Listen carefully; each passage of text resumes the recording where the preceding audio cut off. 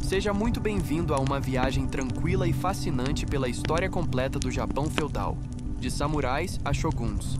Uma narrativa pensada para que você relaxe, mergulhe em um oceano de conhecimento e, quem sabe, adormeça embalado por séculos de cultura, filosofia e tradição. Feche os olhos, respire fundo e prepare-se, porque há detalhes surpreendentes e histórias lendárias que só vou revelar nos minutos finais deste vídeo. Então, permaneça comigo até o fim para descobrir o segredo mais curioso sobre os samurais que poucos conhecem. Nossa jornada começa na elegante e sofisticada era Heian, que teve início no ano de 794, com a transferência da capital para Heian-kyo, a atual Kyoto. Imagine palácios cercados por jardins floridos, lagos tranquilos e damas da corte dedicadas à poesia e à caligrafia, criando obras-primas como O Conto de Genji, considerado o primeiro romance do mundo. Enquanto a elite vivia mergulhada em arte e espiritualidade, fora dos muros da capital, surgia um grupo que mudaria o destino do Japão para sempre: os guerreiros samurais. Esses guerreiros não eram apenas soldados.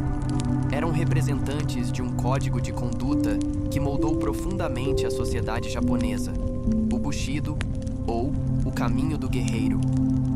O Bushido pregava valores como a honra, a lealdade e a coragem inabalável, qualidades que os samurais carregavam, não apenas no campo de batalha, mas em cada aspecto de suas vidas. Muitos não sabem, mas os samurais também eram artistas e intelectuais.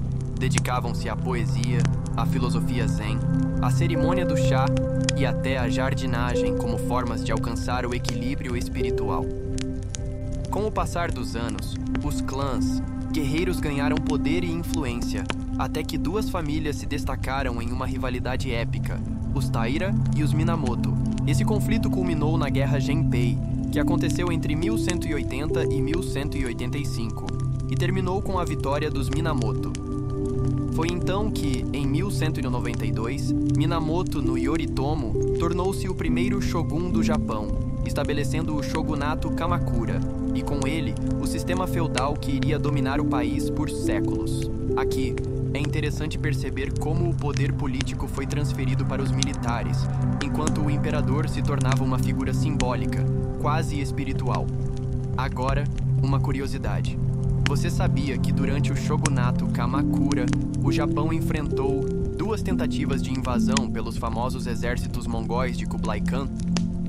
Em 1274 e 1281, os mongóis enviaram enormes frotas para conquistar o Japão, mas, surpreendentemente, ambas foram destruídas por tufões devastadores. Esses fenômenos naturais ficaram conhecidos como kamikaze, ou vento divino, e até hoje são lembrados como um sinal da proteção espiritual que os deuses ofereciam ao Japão.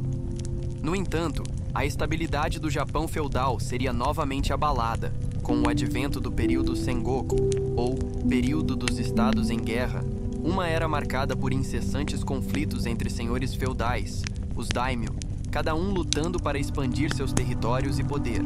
É nesse cenário caótico que surgem três dos mais fascinantes líderes da história japonesa: Oda Nobunaga, o estrategista impiedoso que foi pioneiro no uso de armas de fogo; Toyotomi Hideyoshi, o camponês que ascendeu a regente do Japão e implementou reformas sociais duradouras; e Tokugawa Ieyasu, o mestre da paciência, que após a vitória na Batalha de Sekigahara, em 1600, consolidou o poder e estabeleceu o shogunato Tokugawa.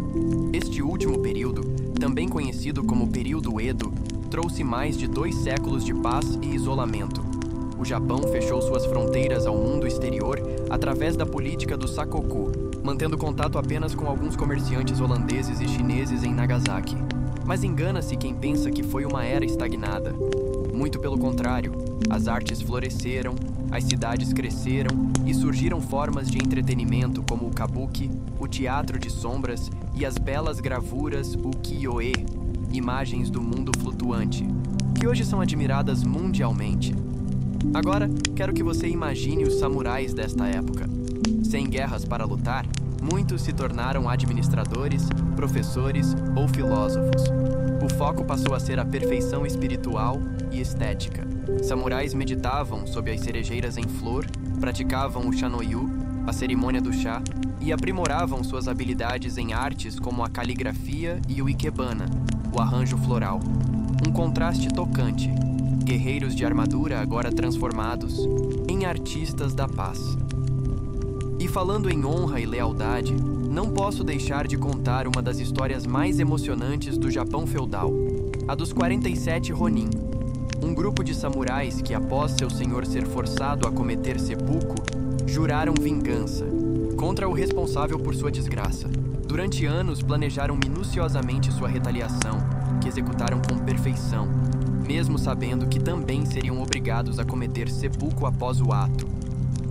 Até hoje, essa história é celebrada como um exemplo sublime do Bushido e da devoção ao mestre, inspirando livros, filmes e cerimônias anuais no templo Sengaku-ji, onde repousam os valentes guerreiros.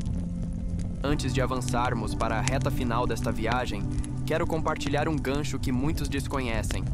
Você sabia que nem todos os samurais eram homens? Sim, existiram as Onabugeisha, mulheres samurais que treinavam artes marciais e lutavam para proteger suas famílias e terras.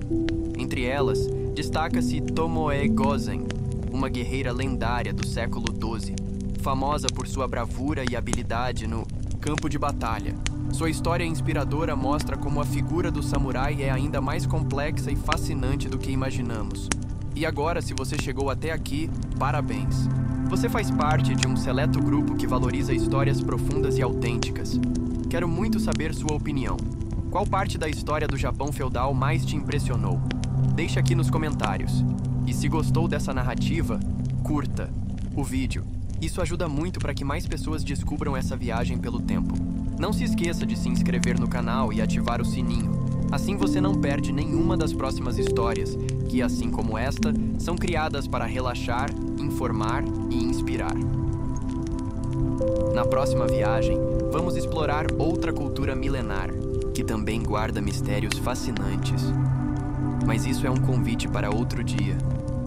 Agora, respire fundo mais uma vez e deixe-se embalar pela serenidade que atravessa os séculos, como o som suave de um koto ecoando por entre os pinheiros. Boa noite e até a próxima jornada. Uma jornada.